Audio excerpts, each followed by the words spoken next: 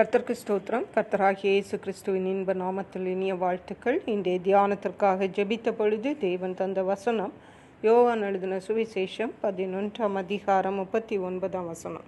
இயேசு கல்லை எடுத்து போடுங்கள் என்றார். மரித்தவனுடைய சகோதரியாகிய மார்த்தாள் அவரை நோக்கி, ஆண்டவரே, இப்பொழுது நாருமே 4 நாள் ஆயிற்றே என்றாள். நம்முடைய கர்த்தராகிய இயேசு கிறிஸ்து மரித்தவர்களை உயிர்ப்பிக்கிற தேவன், மரித்து போனவைகளை உயிர்ப்பிக்கிற தேவன்.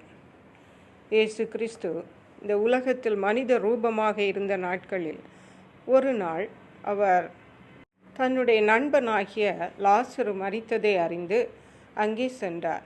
அப்பொழுது லாசருவின் சகோதரிகளாகிய மார்த்தாள், மரியாள் 2 பேரும் அவர்களுடைய உறவினர்களோடு அழுது கொண்டிருந்ததை பார்த்தார். அவர்களுக்கு தாய் தகப்பனும் கிடையாது. இந்த லாசரு தான் அவர்களுக்கு ஆதரவாக இருந்து வந்தார். ஆனால் இப்பொழுது அவனும் மரித்து விட்டவுடனே அவர்கள் மிகவும் கலங்கி போயிருந்தார்கள். அப்பொழுது அவர்கள் அழுகிறதை இயேசு பார்த்து அவரும் அழுதார், அவரும் ஆவியிலே கலங்கினார் என்று பார்க்கிறோம். அப்பொழுது இயேசு சொன்னார், அந்த லாசருடைய கல்லறையின் மேலிருந்த கல்லை எடுத்து போடுங்கள் என்றார். அதற்கு லாசருவின் சகோதரியாகிய மார்த்தாள் இயேசுவை பார்த்து, இயேசுவே, ஆண்டவரே, இப்பொழுது நாருமே 4 நாள் ஆயிற்றே என்று சொன்னாள். அப்பொழுது இயேசு அவளை பார்த்து, நீ விசுவாசித்தால் தேவனுடைய மகிமையை காண்பாய் என்று நான் உனக்கு சொல்லவில்லையா என்றார். ஹல்லேலூயா. பல வேளைகளில் நாமும் கூட சூழ்நிலைகளை பார்த்து இப்படி ஆய்விடுமே, அப்படி ஆய்விடுமே என்று நாம் தீர்மானங்களை எடுக்கிறோம். ஆனால் இயேசு சொல்லுகிறார், சூழ்நிலைகள் எப்படி இருந்தாலும் நாம் அவைகளை ஜெயிக்கலாம், அவைகளை நாம் மேற்கொள்ளலாம்.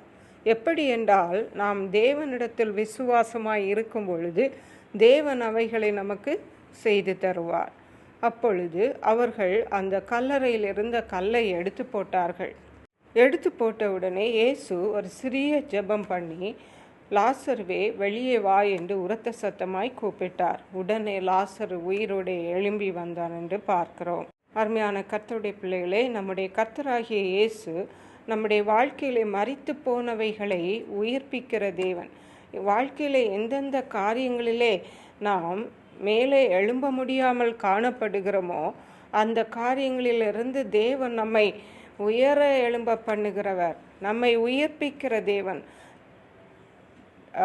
யாக்கோபுடைய வாழ்க்கையில பார்க்கும் பொழுது, யாக்கோபுடைய மகன் யோசேப்பு மரித்து போனான் என்று மற்ற பிள்ளைகளெல்லாம் சொன்னார்கள்.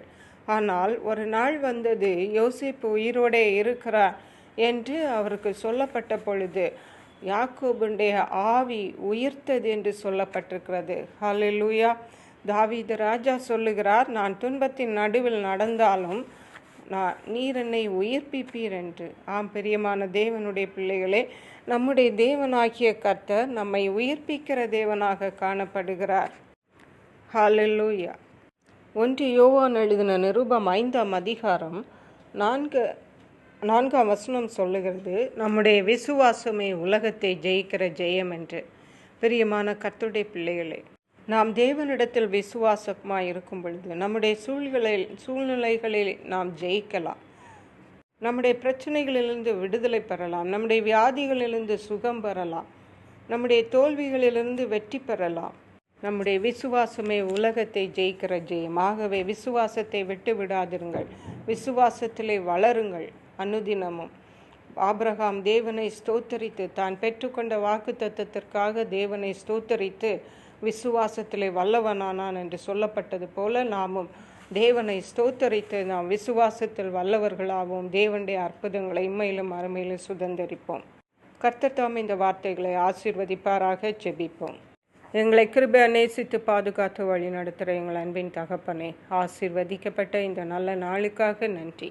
இந்த நாளிலும் தேவன் எங்களை உயிர்ப்பிக்கிற தேவன் என்று எங்களோடு பேசியிருக்கீங்கப்பா. அப்படியே இந்த சத்தத்தை கேட்கிற உடைய பிள்ளைகளுடைய வாழ்விலே மரித்து போன அனுபவமுடைய எல்லா காரியங்களையும் நீர் அவர்களுக்கு உயிர்ப்பித்து அவர்களை மேன்மை செய்ய வேண்டுமா ஜெபிக்கிறோம். நன்றி பரிசுத்த ஆவியானவரே.